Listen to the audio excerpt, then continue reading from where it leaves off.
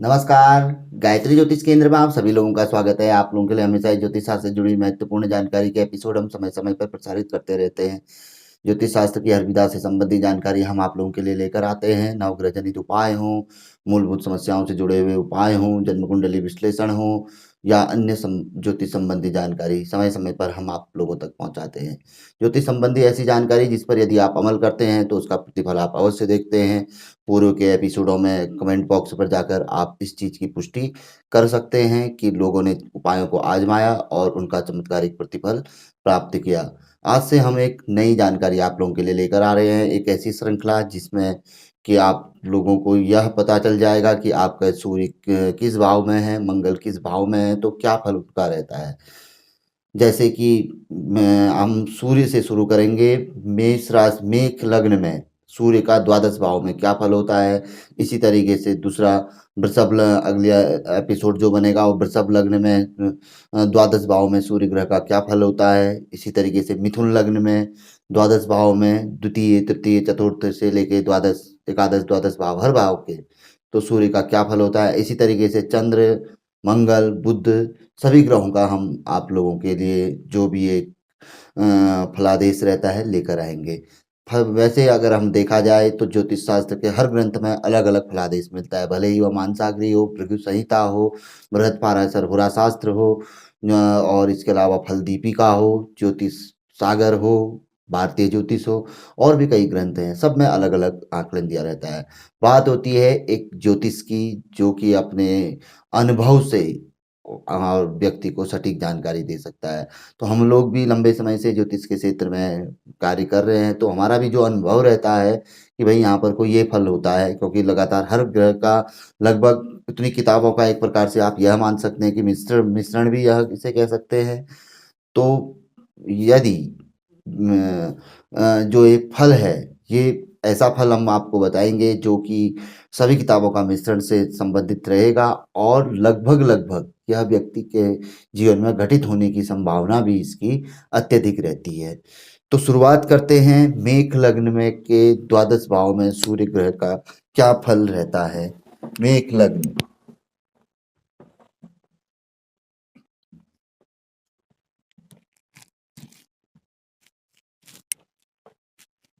बहुत अच्छी जानकारी है, बने रहिएगा क्योंकि ऐसी जानकारी बहुत कम देखने को मिलेगी, क्योंकि यह सभी ग्रंथों का लगभग लगभग समावेश होता है। अगर आपकी जन्म पत्रिका में ऐसे स्थानों पर है तो क्या करना चाहिए। यहाँ पर को हम सिर्फ और सिर्फ सूर्य ग्रह अब वह किसके साथ बैठे हैं, कैसी स्थिति में है, चीजें कई प्रकार की होती है। तो उन चीज़ों को इस यहाँ पर को हम नहीं रखेंगे। हो सकता है बुध आदित्य योग बने कहीं पर को कुछ चीज़ें बने, हम थोड़ा अगर कहीं पर को दृष्टि बन जाएगी तो बताएंगे, नहीं तो अन्यथा सिर्फ सूर्य का फल। इसके लिए आप किसी अच्छे ज्योतिषी से भी परामर्श आदि कर सकते हैं। मेष लग्न में अगर यदि सूर्य लग्न में बैठ जाते हैं तो ये मान के चलिए कि यह बहुत अच्छा माना जाता है। और यदि शुभ ग्रहों से दृष्ट हो, शुभ ग्रह लग्न में बैठ जाए या सप्तम भाव से कोई पूर्ण दृष्टि से, या जिन ग्रहों के पास पंचम नवम चतुर्थ अष्टम तृतीय दसम दृष्टि भी रहती है, जैसे शनिदेव के पास तृतीय दसम में और सप्तम में पूर्ण दृष्टि रहती है, मंगल ग्रह की चतुर्थ सप्तम और अष्टम में पूर्ण दृष्टि मानी जाती है, गुरु ग्रह की पंचम सप्तम नवम में पूर्ण दृष्टि मानी जाती है। राहु केतु की भी सप्तम दृष्टि के अलावा पंचम नवम दृष्टि मानते हैं कई ज्योतिष। किंतु सूर्य पर ये तो आपको एक उसके लिए बताया हमने कि आपके संज्ञान में आना चाहिए चीजें। तो लग्न में सूर्य यदि बैठ जाए तो ये माना जाता है कि ऐसे व्यक्ति को पैतृक संपत्ति का लाभ होता है, पिता से काफी सहायता मिलती है, पैतृक संपत्ति या पैतृक कारोबार को ऐसा जातक आगे बढ़ाता है, समृद्ध पूर्ण व्यक्ति रहता है, जिम्मेदार व्यक्ति माना जाता है और कहीं न कहीं व्यक्ति को यह यहाँ उच्च का सूर्य यहाँ पर को जीवन भर सुखी व धनी बनाए रखता है, निरोगी काया आदि देता है। अशुभ ग्रहों से दुष्ट होने पर इसके विपरीत फल माता पिता के साथ तनाव, न माता पिता से दूरी, किसी न किसी रोग से ग्रस्त हो जाना, घर के भीतर आक्रामकता, हमेशा क्लेश आदि का बना रहना और भी कई प्रकार के फल लग्न का सूर्य देता है। तो इसके लिए तो आप आगे को अगर आपकी जन्म पत्रिका में हो, अन्य ग्रहों की दृष्टिगत हो, तो ये तो कोई ज्योतिषी ही सही सही आकलन करके बताएगा, लेकिन लग्न के सूर्य का यह फल हमें मानना चाहिए।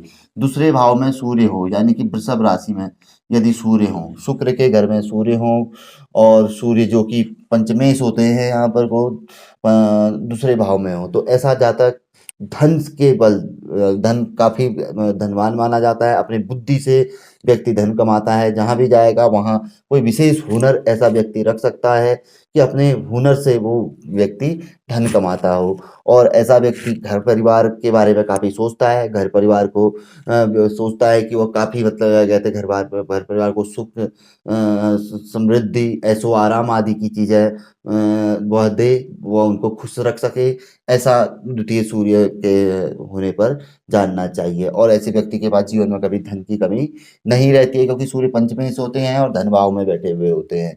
तो यहाँ पर को शुक्र के साथ क्योंकि पंचदा मैत्री आदि देखी जाती है, कई चीज़ें देखी जाती है, तो वहाँ पर को कहीं न कहीं सूर्य ग्रह सम या मित्र की श्रेणी में आते हैं। बहुत कम चांस होते हैं जहाँ पर वह शत्रु की श्रेणी में आए। तो हमें यह जानना चाहिए, क्योंकि त्रिकोण के स्वामी भी हैं, तो यहाँ पर को सूर्य का बैठना अच्छे मित्रों को देता है, अच्छा परिवार देता है, जो कि उसका हौसला बढ़ाता है।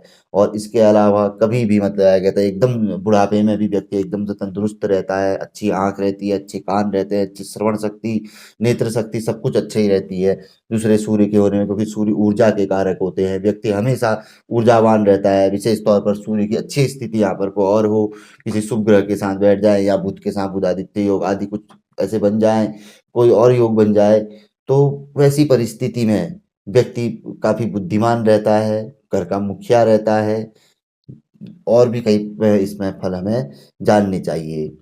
तो दूसरा सूर्य काफ़ी अच्छा माना जाता है, और इसके अगर अशुभ हो तो इसके विपरीत भी हमें फल इसके बारे में जानना चाहिए, और भी फल वहाँ पर को जन्म पत्रिका आदि में देखकर बताया जाता है। और ऐसा सूर्य विशेष तौर पर व्यक्ति सुबह प्रातः काल सूर्योदय से पहले बिल्कुल एकदम से आलसी नहीं होता है, ऐसी भी विशेषता रहती है। बात करते हैं तीसरे सूर्य की। तीसरे भाव में सूर्य बुध के घर में होता है। ऐसी परिस्थिति में बुध के पास 2 घर होते हैं, एक षष्ठे स्थिति होता है और पंचमें सूर्य है। तो तीसरे भाव में सूर्य यानी कि एक प्रकार से मित्र के घर में बुधादित्य योग बनता है, और पंचदा मैत्री में कहीं न कहीं मित्र इसमें बन के आ सकते हैं। तो नहीं भी आते हैं, तो भी यहाँ पर को सूर्य का कोई खराब फल नहीं है। यदि सूर्य शुभ गत है, शुभ दृष्टिगत है, तो यहाँ पर को सूर्य व्यक्ति को पराक्रम देते हैं, हिम्मत देते हैं किसी भी कार्य को करने की। ऐसा नहीं कि बिल्कुल कोई आदमी क्या होता है कि डरपोक होता है, बिल्कुल डर जाता है, घबरा जाता है, नहीं, सूर्य यहाँ पर को बिल्कुल आक्रामक प्रवृत्ति देते हैं। भाई-बंधुओं का सहयोग रहता है, भाई-बंधु आगे बढ़ाने में व्यक्ति को सहयोग करते हैं, या एक पीछे से एक ये रहता है, बल रहता है, बैकग्राउंड रहता है कि भई हाँ, हमारे भाई-बंधु, मित्र आदि हैं जो हमें आगे को बढ़ाएँगे। तो सूर्य की ऐसी विशेषता यहाँ पर को जाननी चाहिए, भाई-बहन कोई भी पीछे से अगर मजबूत सूर्य है तो कोई न कोई उसे सहायता अवश्य करेगा, उसका मनोबल बढ़ाने वाला अवश्य होगा। अगर सूर्य कमज़ोर है, कुदृष्ट हैं यहाँ पर को, पीड़ित समझ लीजिए कि हो सकता है अमावस्या के आस-पास के सूर्य हों, तो जिस समय पे मतलब क्या कहते हैं चतुर्दशी आदि, तो वहाँ पर को मतलब क्या कहते हैं या और भी कई परिस्थितियाँ होती हैं, तो उनको देखा जाए, राहु के साथ दृष्टिगत हो गए, केतु के साथ दृष्टिगत हो गए, तो ये शनि के साथ दृष्टिगत हो गए, तो ये परिस्थितियों में फल विपरीत भी जानना चाहिए। तो विपरीत फल में क्या है कि व्यक्ति घबराहट होगी, डरपोक किस्म का होगा, और ये सबसे महत्वपूर्ण बात भूत प्रेत बाधा जिसे कहते हैं कि किया कराया जादू टोना ऊपरी बाधा ऐसे व्यक्ति पे जल्दी असर कर कर जाती है, क्योंकि अब आदमी के अंदर हिम्मत नहीं है और एकदम से आदमी घबरा जाता है। तो एक प्रकार से मानसिक बीमारी आदि को भी ये सूर्य ग्रह देते हैं। तो व्यक्ति यहाँ पर को इसके विपरीत फल, तो व्यक्ति काफ़ी वो रहता है, कमज़ोर किस्म का रहता है। तो जो हमें फल बता रहे हैं, यहाँ पर को सूर्य ग्रह जनित उपाय आदि भी आप कर सकते हैं। उपाय आदि हम पूर्व में काफ़ी लेके आए हैं। तो इस समय पे आप अगर आपका सूर्य ऐसा है, तो समस्या ऐसी है, तो आप हमारे पूर्व के एपिसोड ढूँढ देखिए, उसपे सूर्य ग्रह जनित उपाय, चंद्र ग्रह जनित उपाय सारे मिलेंगे, तो आप करिए। तो तीसरे सूर्य की ये विशेषता है। चतुर्थ भाव में सूर्य, चतुर्थ भाव में सूर्य हो तो शुभ माना जाता है। दसम भाव में इसकी दृष्टि पिता भाव पे होती है, कहीं न कहीं पिता के सहयोग जातक को मिलता है, माता की ओर से मजबूत होता है, माला-कोट आदि से जातक को कुछ न कुछ फल ज़रूर मिलता है, कुछ न कुछ सहयोग वहाँ से अवश्य रहता है। व्यक्ति की उन्नति के लिए भूमि, ज़मीन, जायदाद, मोटर, वाहन, अचल संपत्ति से युत होता है। युक्त होता है, व्यक्ति के पास ये चीजें होती है क्योंकि चंद्रमा के घर में है। और शुभ दृष्टिगत हो तो इन चीजों को अवश्य ही जानना चाहिए। इसके अतिरिक्त यदि सूर्य यहाँ पर को शुभ दृष्टिगत नहीं है, कमजोर है, कमजोर अवस्था में है, यहाँ पर को खराब दृष्टि उन पे बन रही है या राहु के साथ है कहीं है, तो इसके विपरीत जानना चाहिए। हो सकता है माता पिता के साथ अच्छे संबंध ना हो और व्यक्ति के पास सब कुछ होते हुए भी कुछ ना हो, व्यक्ति अलग रह रहा हो या उसका भोग नहीं कर पा रहा हो, ये समस्या यहाँ पर को रहेगी। और भी गए थे जैसे मालाकोट आदि से संबंध अच्छे नहीं, वहां पर को कोई न कोई बात विवाद आदि ये चीजें देखने में आएंगी चतुर्थ सूर्य में। इसके बाद पंचम सूर्य, सूर्य अपने घर में होंगे, सूर्य यहाँ पर को अपने घर में होंगे तो व्यक्ति को कुशाग्र बुद्धि देंगे। अगर यहाँ पर को कोई कुदृष्टि आदि नहीं है, थोड़ी भी शुभ दृष्टि है, ज्यादा है, तो समझ लीजिए कि व्यक्ति अपनी बुद्धि के बल पर बहुत आगे जाता है, उन्नति करता है।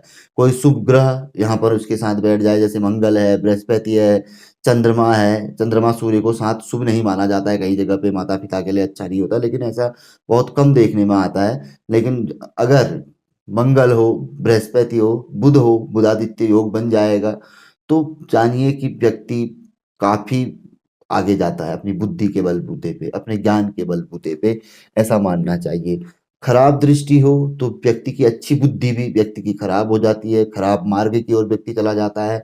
वहां पर को भी व्यक्ति भले ही उन्नति करता है, लेकिन एक प्रकार से जो उसको एक नाम होता है, व्यक्ति का एक नाम जो होता है वो नहीं मिल पाता है, एक सम्मान जो होता है वो व्यक्ति को नहीं मिल पाता है। संतान से संबंधित खराब दृष्टि हो तो चिंतित रहता है व्यक्ति, हमेशा कोई ना कोई समस्या संतान से संबंधित मिलेगी।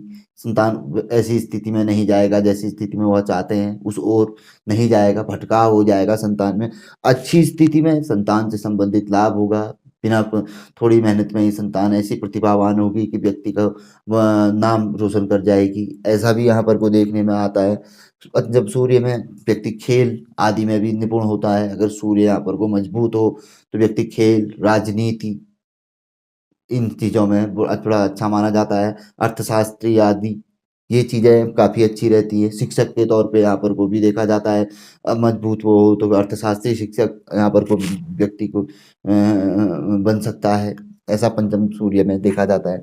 इसके बाद छठे स्थान पर सूर्य, सूर्य बुध के घर में जिनके साथ बुधादित्य योग बनाते हैं, लेकिन छठे स्थान पर सूर्य रोग कारक, शरीर में कोई ना कोई किसी न किसी प्रकार का रोग, त्वचा संबंधित खुजली, एलर्जिकल रोग, दाने पिपल्सा आदि निकल जाना, बालों का झड़ जाना, नेत्र ज्योति का कम हो जाना, श्रवण शक्ति कानों का सुनने का थोड़ा कम हो जाना, तो कई प्रकार की कोई न कोई समस्या यहाँ पर को सूर्य ग्रह देते हैं। शत्रु वृद्धि भी करवाते हैं सूर्य यहाँ पर को, यदि थोड़ी भी कमजोर स्थिति में हो। यहाँ पर को सूर्य मजबूत स्थिति में हो, बुध बैठ जाए यहाँ पर, बुधादित्य योग हो जाए, या बृहस्पति यहाँ पर को बैठ जाए, तो ऐसी स्थिति में सूर्य ग्रह शत्रुनाशक भी यहाँ पर रहते हैं, रोग नाशक भी यहाँ पर को सिद्ध हो सकते हैं। तो कुल मिला के सूर्य ग्रह जनित उपाय यहाँ पर को हर परिस्थिति में कर लेना चाहिए। अब बात आती है सप्तम भाव में। सप्तम भाव में सूर्य हो, क्योंकि यह पति भाव पत्नी भाव रहता है, सूर्य यहाँ पे नीचस्थ होते हैं।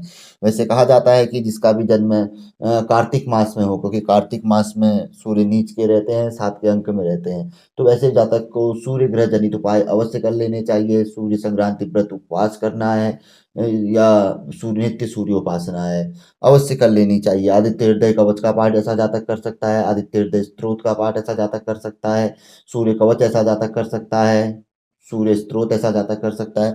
कई चीजें यहाँ पर को हैं। और यहाँ पर को शुभ स्थिति, मजबूत स्थिति यदि हो, शुभ दृष्टि का तो बुद्ध के साथ बुधादित्य योग बना दिया हो तो नीचस्थ दोष हट जाता है या कम हो जाता है।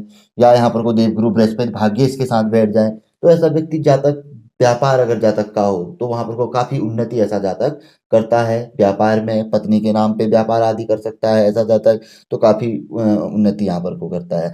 विपरीत हो तो दाम्पत्य जीवन को कष्टमय बनाता है, कटुमय बनाता है, आपसी तालमेल में कमी रहती है, व्यक्ति को स्वास्थ्य संबंधी कई बड़ी बाधाओं का सामना करना पड़ता है।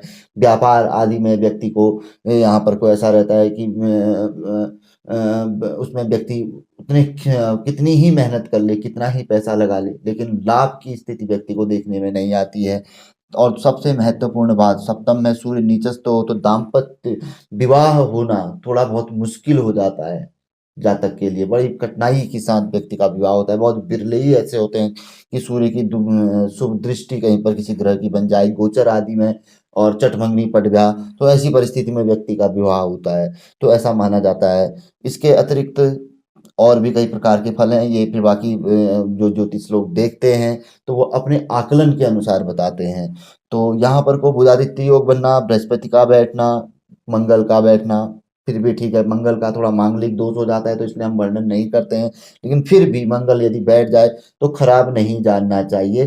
दाम्पत्य जीवन आदि के लिए यह खराब योग रहता है सूर्य मंगल का यहाँ पर को बैठना या अष्टम में बैठ जाना।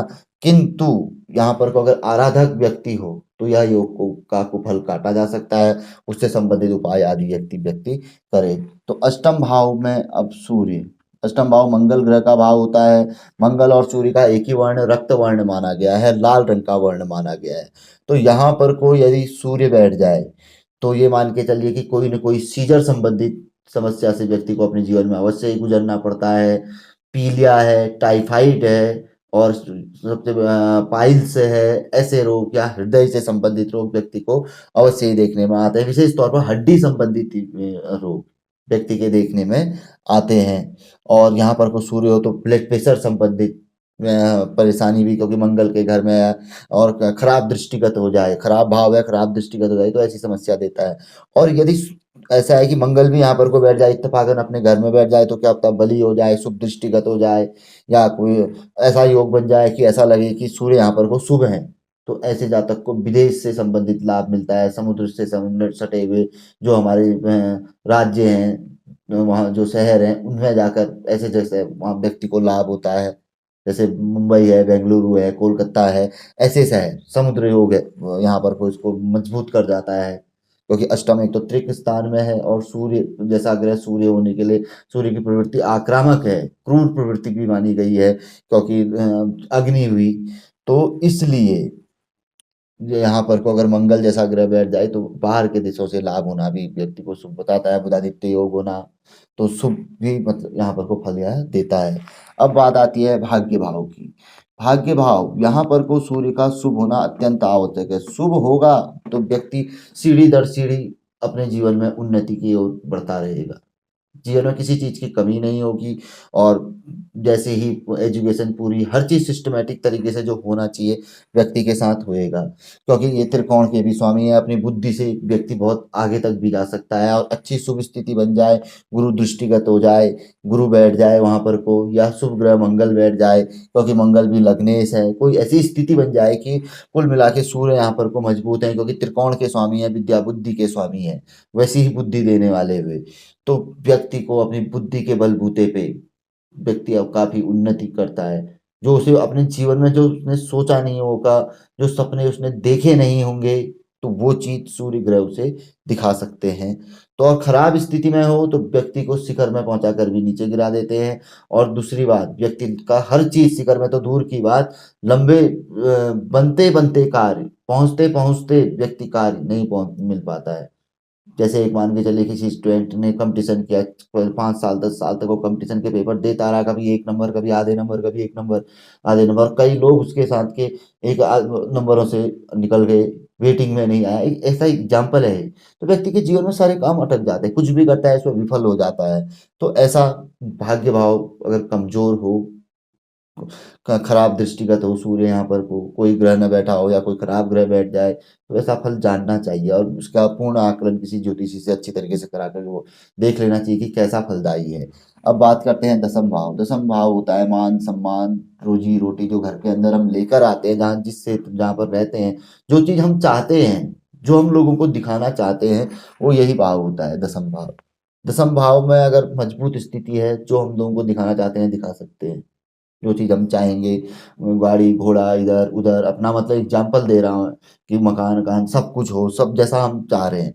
यहाँ पर मजबूत स्थिति में, खराब स्थिति में उनके लिए हम तड़पते रहेंगे और प्रयासरत ही रहेंगे, कई चीज़ें हमें नहीं मिल पाएंगी जिन चीज़ों के लिए हम प्रयासरत होंगे। ऐसा दसम भाव समाज में मान सम्मान यश पद प्रतिष्ठा अगर यहाँ पर मजबूत है तो व्यक्ति को लीडर बनाता है, राजनीति में दक्ष बनाता है, राजनीति का कारक भी यहाँ पर को सूर्य को माना गया। ऐसा व्यक्ति राजनीति में निपुण होता है, किसी पद आदि की गरिमा शोभा वह बढ़ाता है। जज आदि ऐसे लोग यहाँ पर को रहते हैं राजनीति में, विधायक आदि जो बड़े माने जाते हैं, मंत्री आदि ऐसे लोग वहाँ पर को देखे जाते हैं। और सामान्यतः यहाँ पर को व्यक्ति अच्छा व्यापारी होता है, अच्छा इलेक्ट्रॉनिक व्यापारी होता है, जो ऐसी ऊर्जावान चीज़ों का जो व्यापार करता है, तो वो यहाँ पर को सूर्य की अच्छी स्थिति व्यक्ति को आगे तक लेके जाती है ऐसे व्यापार से। अब एकादश भाव में कहा गया है कि कोई भी ग्रह खराब फल नहीं देता है, लेकिन यह शनि का घर है, यहाँ भी शनि का घर था। अगर यहाँ पर कोई खराब स्थिति विपरीत फल देने वाली भी, पद मान व्यक्ति जीवन भर भटकते रहेगा, कोई मान सम्मान या पद प्रतिष्ठा कुछ नहीं मिलेगा, तो विपरीत फल मानना जानना चाहिए। ये एकादश भाव, लाभ भाव, तो यहाँ पर को सूर्य की मजबूत स्थिति व्यक्ति को थोड़ी मेहनत बड़ा लाभ देती है। व्यक्ति अपने पास बड़े बड़े प्रॉपर्टी आदि अपने पास रखता है, गाड़ी रखता है, सब कुछ रखता है, व्यक्ति ऐसा शौकीन होता है कि अपने पास सब कुछ रखा जाए। तो लाभ भाव में सूर्य की स्थिति व्यक्ति को जीवन भर लाभान्वित करती है। जिस चीज से लोगों को फायदा ही नहीं हुआ, जातक ऐसी चीजों से भी फायदा ले लेता है। ऐसा माना जाता है लाभ भाव में सूर्य ग्रह का या किसी भी ग्रह का बैठना। तो इसके अतिरिक्त यहाँ पर अगर खराब स्थिति हो तो व्यक्ति के हाथ से बड़े बड़े लाभ की चीजें अपने हाथ से निकल गई, अपनी बुद्धि से निकल जाती हैं, क्योंकि बुद्धि भाव के भी सूर्य यहाँ पर को स्वामी रहते हैं। तो लाभ भाव की स्थिति अच्छी होनी चाहिए, लाभेश की स्थिति को भी देख लेना चाहिए। ये ज्योतिषीय आकलन किसी द्वारा अपनी पत्रिका का करा के आप स्वयं जान सकते हैं कि क्या स्थिति है। और सूर्य ग्रह जनित उपाय हमारे पूर्व में हमने काफ़ी अच्छे अच्छे उपाय आप लोगों के लिए लाए हैं, तो उन्हें आप जरूर देखिएगा, उनसे आप अच्छा लाभ ले सकते हैं अगर कोई समस्या है। द्वादश में सूर्य हो तो व्यक्ति को हमेशा सतर्क रहना चाहिए, और क्योंकि अगर खराब स्थिति में हो तो व्यक्ति को व्यसन की ओर यह ले जा सकती है, और व्यक्ति को कोर्ट कचहरी मुकदमा ऐसी चीज़ों में देख सकते हैं, लिप्त करा सकती है। और यदि अत्यंत खराब स्थिति में हो तो ऐसा जातक जेल यात्रा तक यहाँ पर को सूर्य की उसमें देखी जाती है बुद्धि से, क्योंकि बुद्धि भ्रमित कर देता है यहाँ पर को खराब ग्रह व्यक्ति के।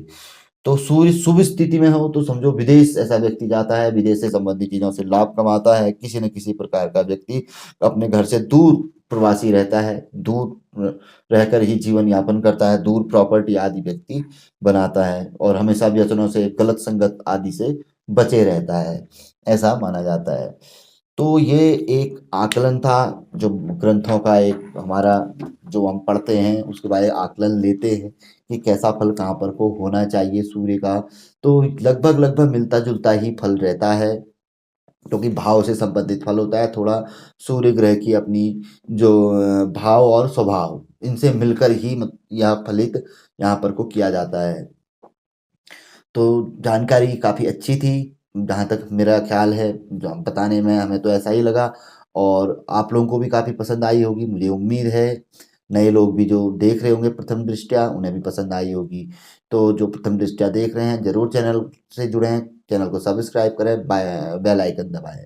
बहुत अच्छी जानकारी है, देखने में सुनने में तो रोज़ आपको मिलेगी मिलेगी, लेकिन कभी न कभी किसी न किसी जगह पे आपके लिए यह रामबाण औषधि की तरह कार्य भी करेगी। तो जुड़े रहिए गायत्री ज्योतिष केंद्र के साथ और जानकारी का आनंद लीजिए। तो मिलेंगे ऐसी किसी बहुत अच्छी जानकारी के एपिसोड के साथ अगले वीडियो में। तब तक के लिए नमस्कार, जय श्री राम, जय श्री कृष्णा, ओम नमः शिवाय।